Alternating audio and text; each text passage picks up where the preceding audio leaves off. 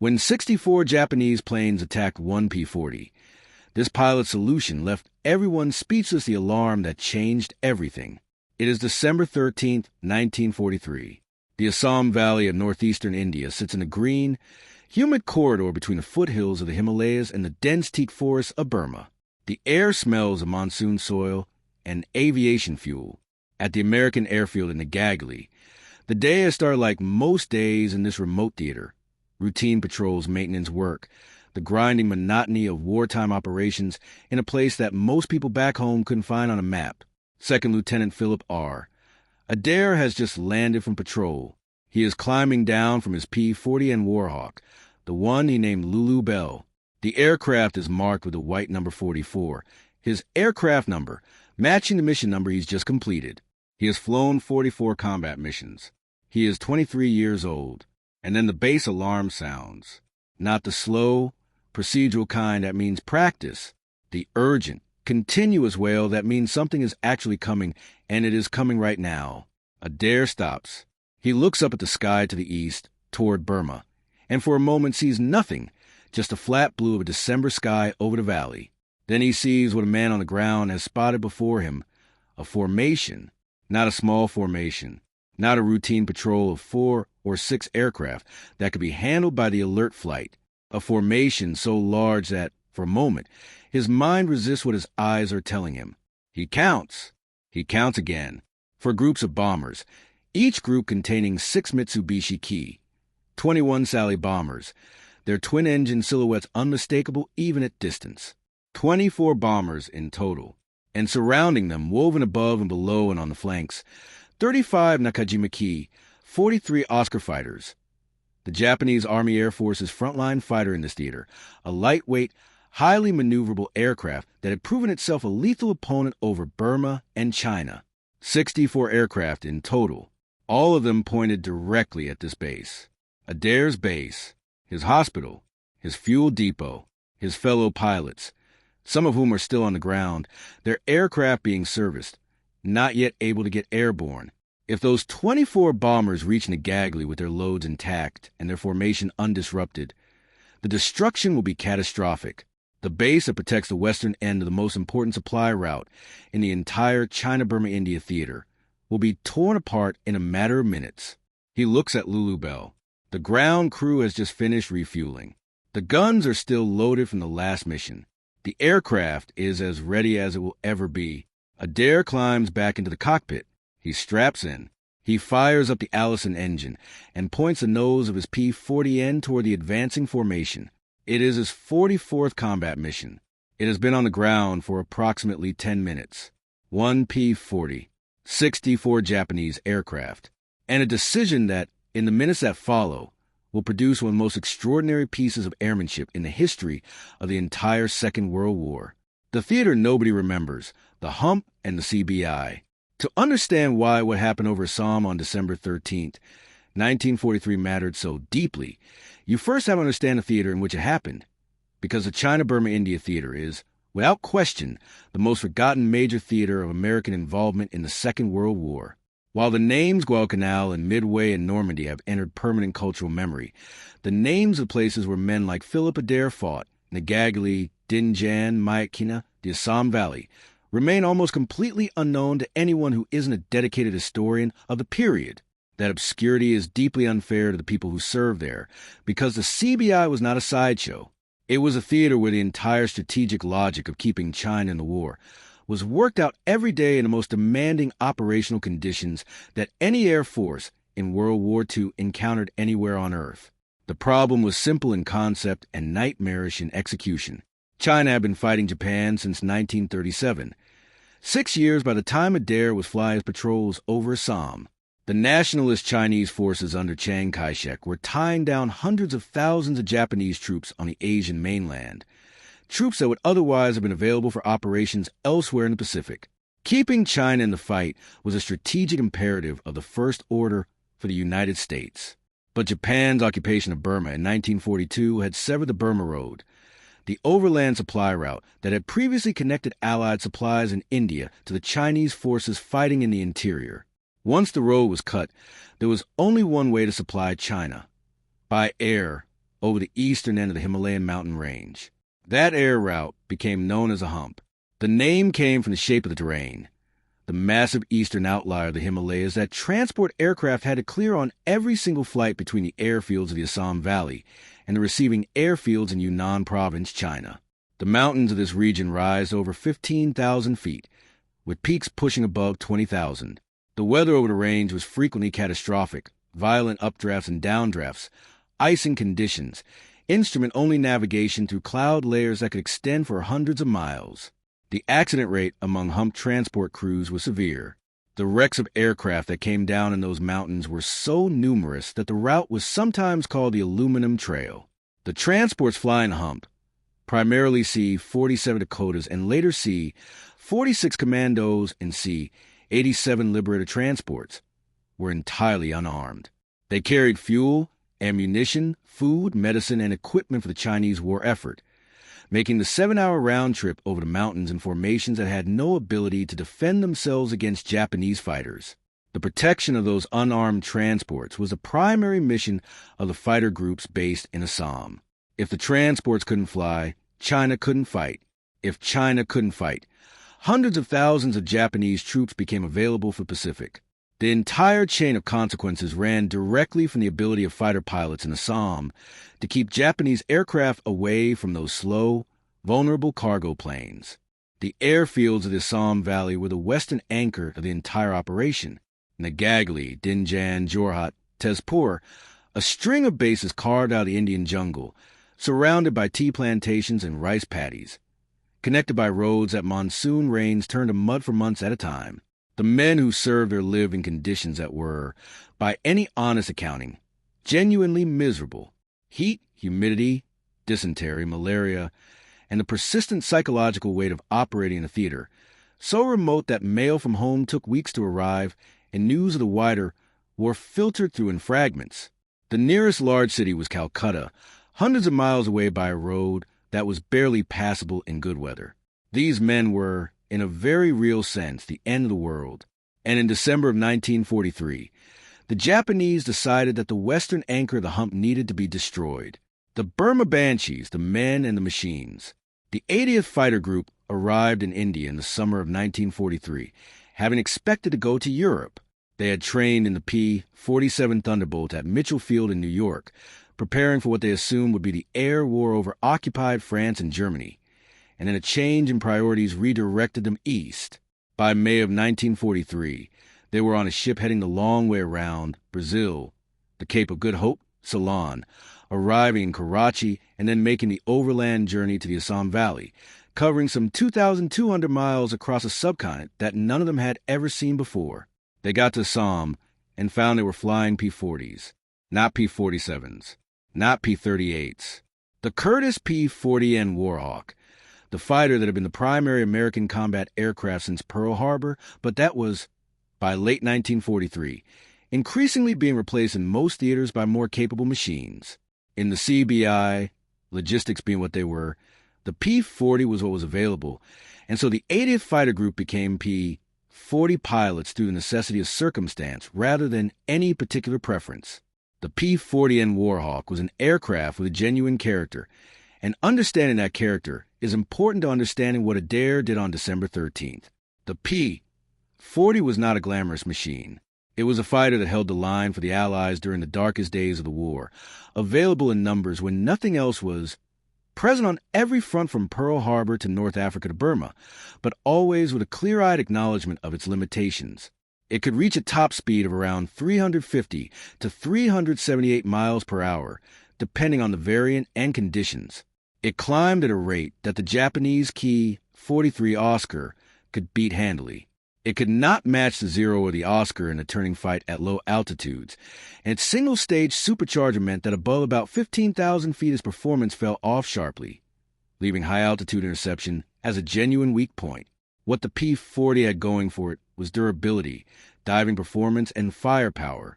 Its heavy, liquid-cooled Allison V-1710 engine was enclosed in a tough, long nose that gave the aircraft a distinctively shark-like profile, a profile that pilots in the 80th made even more intimidating by painting the 80th Fighter Group's signature marking on every aircraft, a large white death's head skull on the engine cowling, teeth slightly bared, eye sockets hollow and threatening.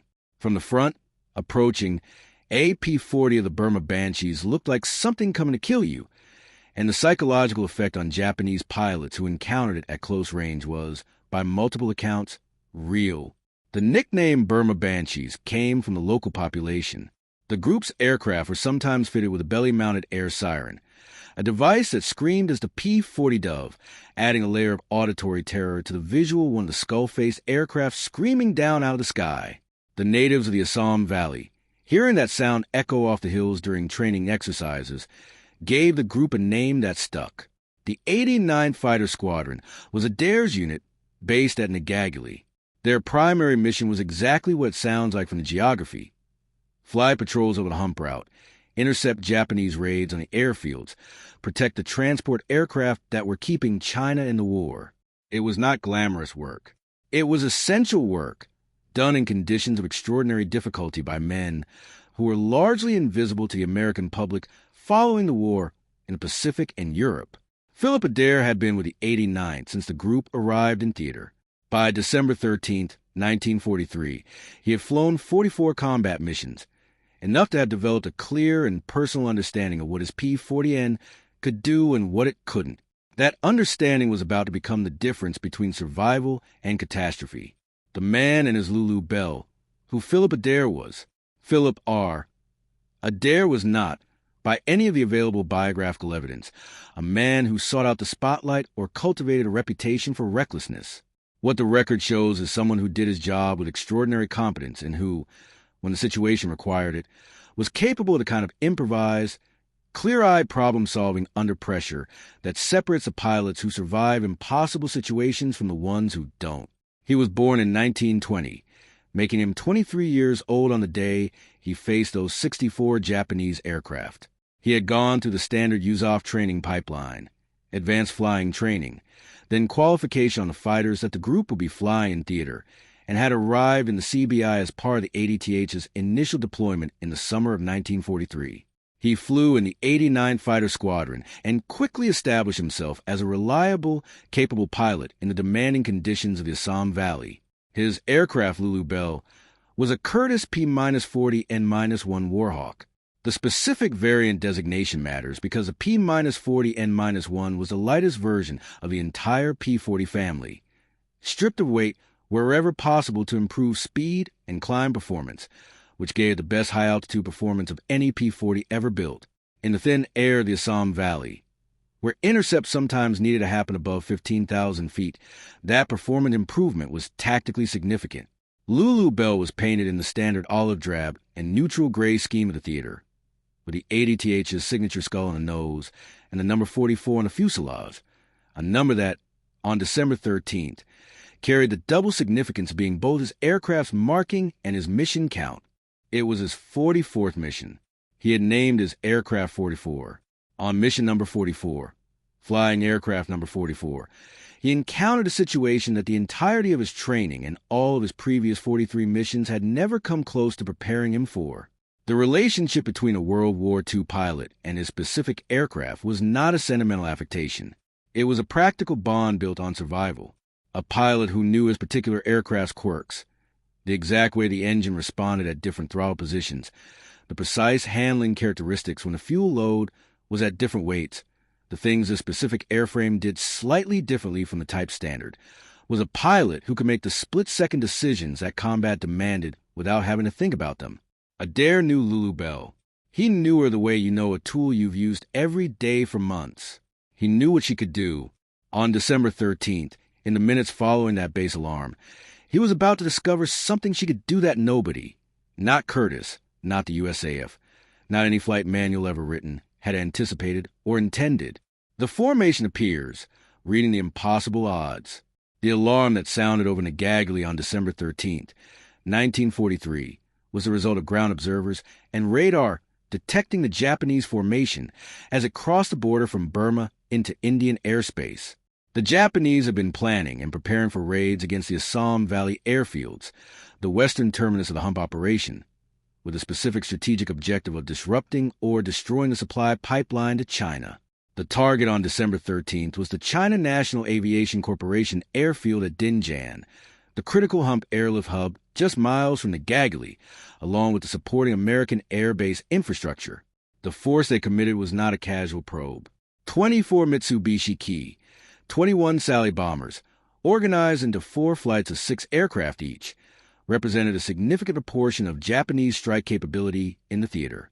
The Ki-21 was a capable twin-engine medium bomber, somewhat dated by 1943 standards, but still perfectly adequate for the kind of base destruction mission the Japanese were planning.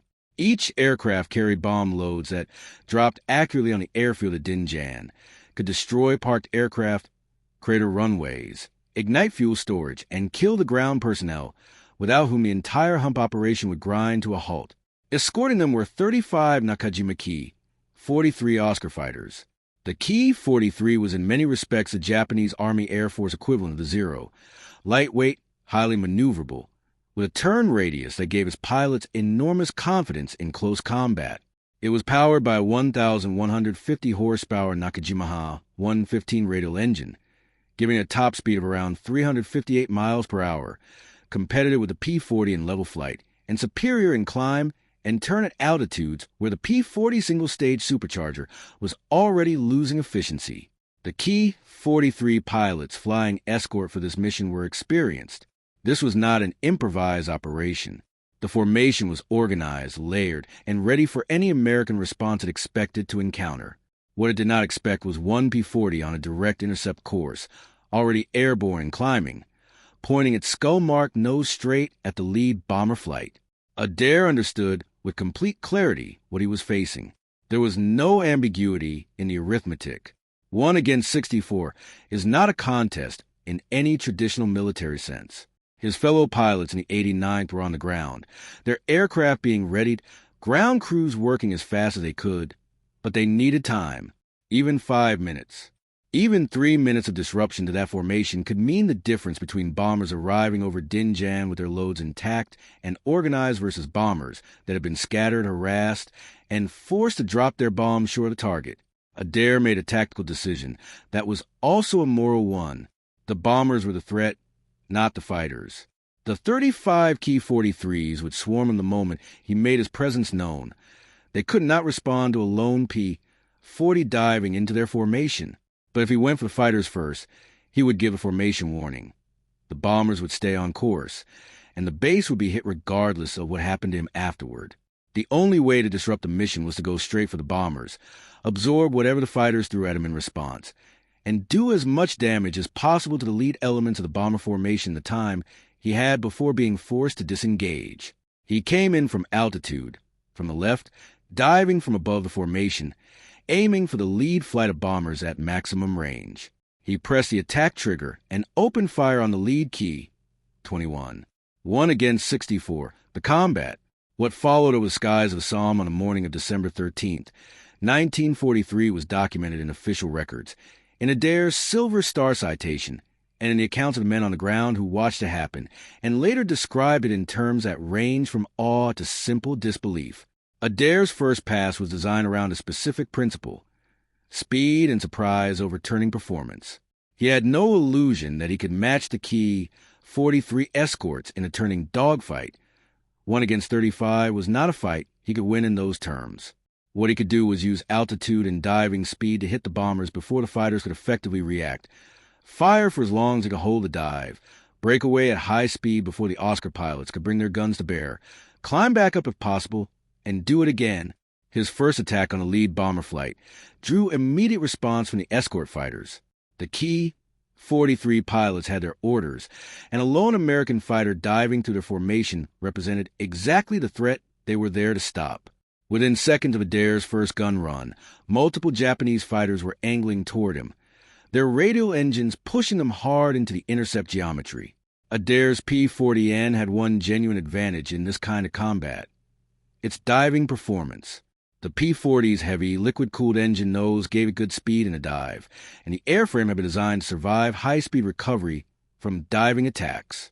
Experienced P-40 pilots in every theater had learned to use altitude and the dive as their primary combat tools, build energy from height, make one fast, Accurate pass on the target.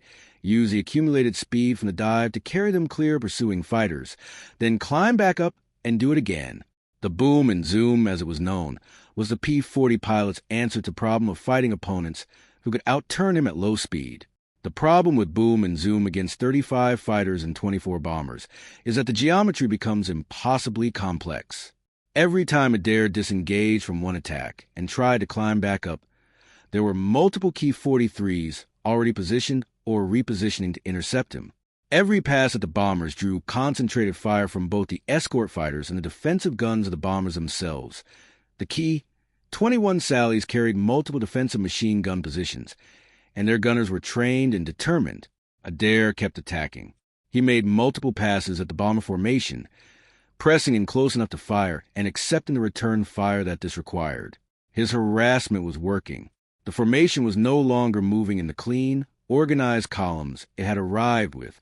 Bombers that were being attacked, that could see AP-40 diving toward them and opening fire, that were having to take evasive action and reform, were not dropping their bombs accurately. The tight, mutually supporting formation that made a bomber group effective was fraying under pressure of one pilot who simply refused to stop attacking. And then Lulu Bell began taking hits. The first rounds came from a Key 43 that got onto Adair's tail during recovery from a bombing pass. The brief moment of low-speed vulnerability that every boom and zoom attack creates. Then more hits. From the defensive gunners of the bombers he was pressing, the aircraft shuddered as rounds struck the airframe. The instrument panel registered damage. Systems began failing. And, critically, rounds struck the elevator control system. The elevator is a control surface on the tail that allows a pilot to pitch the aircraft's nose up or down. It is not an optional system. An aircraft with a non-functional elevator cannot be pointed where the pilot wanted to go in the pitch axis, and in the case of Adair's damaged P-40. The control damage left the elevator in a position that made the nose want to drop. The aircraft was trying to point itself at the ground. He could not hold the nose up through normal control inputs. Flying straight and level, let alone climbing, was becoming impossible. By the time the attack ended, the Japanese formation disrupted. Its bomb loads dropped short of or scattered across targets far from their intended aim points. The mission aborted. Adair had taken 16 hits. The base below him was largely intact. His aircraft was barely flying, and he was alone over the Assam Valley with AP-40, whose elevator was trying to kill him just as surely as the Japanese gunners had been. The solution that left everyone speechless. An elevator that persistently pulls the nose down is not a problem with an obvious solution. You can pull back on the control column until your arms give out, and if the damage is severe enough, the aircraft will simply continue to pitch forward. Adair tried the elevator trim tabs, the small adjustable surfaces on the trailing edge of the elevator designed to relieve control pressure, and they helped, but not enough. The nose kept wanting to fall. In level flight, Lulu Bell was fighting him. In any attempt to climb, she was almost unmanageable. The base at Nagagali was some distance away. He needed to get there. He needed to stay airborne long enough to reach a runway, and the aircraft he was flying had, in effect, decided that it did not want to fly in the normal orientation that aircraft are designed to fly in. This is the moment where Philip Adair did the thing that left everyone who watched speechless. He inverted the aircraft. He rolled Lulu Bell upside down and flew her that way. Let's be precise about what this means physically, because the ingenuity of it is only fully visible when you understand the mechanics. With the aircraft inverted, hanging upside down from his harness, the ground above him and the sky below. The gravitational force that had been pulling the nose down in normal flight was now pulling the nose in the opposite direction relative to the cockpit. The damaged elevator, which had been causing the nose to drop in normal flight, was now effectively holding the nose at a more controllable angle when the aircraft was inverted. Adair could fly, inverted. With the dead weight of the engine working with him rather than against him, he could maintain altitude and heading a way that had been impossible right side up. He flew inverted. Then, when gravity and fuel starvation from the inverted fuel feed began to make the engine rough, he rolled upright again, holding on through gritted teeth as the nose dropped and the aircraft fought him, and then rolled inverted again as he regained some control. Back and forth, right side up and upside down, alternating to keep the aircraft in the air and the engine running. He did this over the farmland and tea gardens of the Assam Valley, working his way back toward Negagali, covering the distance between where the combat had ended and where the runway was by switching between two barely flyable orientations, neither of them adequate on its own. The men at Negagali who saw him coming in could not immediately understand what they were seeing. An aircraft approaching the airfield inverted, flying upside down, landing gear extended, looked nothing like any aircraft approach any of them had ever seen. Some of the ground crew, an account preserved in the historical record, initially assumed the aircraft was out of control and braced for a crash.